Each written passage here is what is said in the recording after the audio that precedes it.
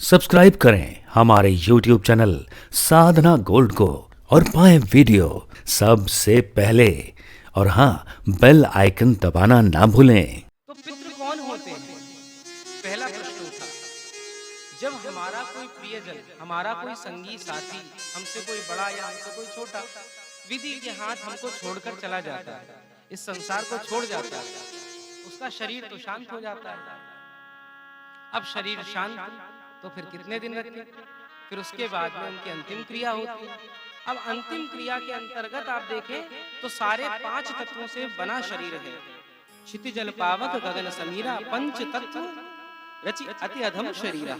गोस्वामी जी कहते हैं कि 5 तत्वों द्वारा बना हुआ यह शरीर है। परंतु ये 5 तत्व विलीन होते हैं कि नहीं? तो अंतिम समय में देखिए, जब व्यक्ति को अग्नि दी जाती है तो अग्नि में अग्नि तत्व विलीन हो गया।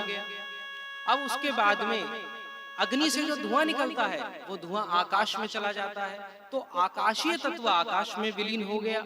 उसके बाद में जो राख बचती है वो मिट्टी में मिल जाती है। तो जो धरती का तत्व था वो धरती ने ग्रहण कर लिया। उसके बाद में जब कुछ समय हो जाए तो उनके फूलों को हम विसर्जित कर देते हैं गंगा जी में, अथवा कोई भी नदी। गंगा जी का सबसे शुभ माना जाता है। गंगा जी तो स्वयं मुक्ति ही देती है, तो गंगा जी में हम विसर्जित कर देते हैं। तो उससे क्या हुआ, जो जल तत्व था वो जल में मिल गया। अब एक तत्व रह गया। कौन सा तत्व? वायु तत्व। ये वायु तत्व जो रह जाता है, और यह वायु तत्व में ही वह शरीर, वह जीवात्मा रहती है। ये वायु शरीर प्राप्त होता है और इसको शास्त्र की भाषा में कहते हैं प्रेत। अब हम लोग प्रेत को फिल्मों में देखते हैं, बड़े भयंकर होते हैं, इस तरीके से नहीं। ये तो हर किसी का है।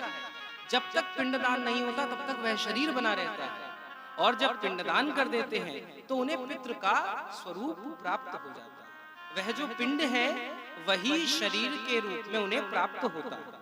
इसीलिए पिंडदान का बड़ा महत्व बताया गया। अब इनको भेजा जाता है पितृलोक में। ये 13 दिन देख लेते हैं सब कैसे हो रहा है, और सब कुछ देख दाख के फिर पितृलोक चले जाते हैं।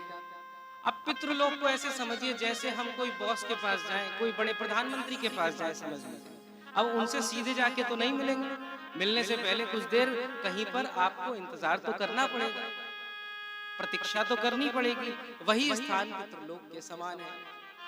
अभी क्या निर्णय होगा ये पता नहीं है कि स्वर्ग जाना है कि नर्क जाना है, कौन सी योनि मिलेगी। तो वही पितृलोक में विराजमान हो गए, और पितृलोक के अंदर इनको भोजन की सुविधा नहीं मिल पाती। इसके लिए क्या व्यवस्था करी गई? तो ऋषि मुनियों ने विचार करा, क्या करें कि वर्ष में एक बार जब पितृपक्ष आता है, अर्थात पितरों का पर्व आता है, तो पार्वण श्राद्ध के द्वारा उनको भोजन दिया जाए।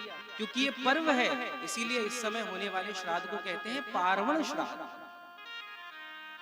तो इसमें जो श्राद्ध में हम रखते हैं उनके लिए, वो सीधे पितृलोक के जो देव हैं वो आपके पूर्वजों को दे देते हैं। अब कोई कहेगा भैया हम तो छोटा सा खाना रखते हैं और पूरे साल कैसे चलता होगा? कहने वाली बात है। और हम तो यहाँ दे रहे हैं, वहां कैसे पहुंचेगा?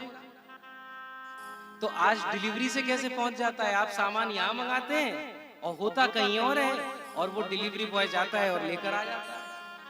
अरे जब मनुष्य ये सब चीजें बना सकता है, डेवलप कर सकता है, तो परमात्मा नहीं कर सकते क्या? अब सोचिए, अब आप कहेंगे कि भोजन तो एक ही थाली है, परंतु उस एक थाली भोजन में साल भर का कैसे चलता होगा? तो ऐसे समझिए जैसे बैंक की चेक होती है। आप बैंक की चेक काटे 1 लाख रुपए की, है तो वो एक नोट जैसी, 500 के नोट जैसी है, पर जब बैंक में लगाएंगे तो आपको 1 लाख रुपए मिल जाएंगे।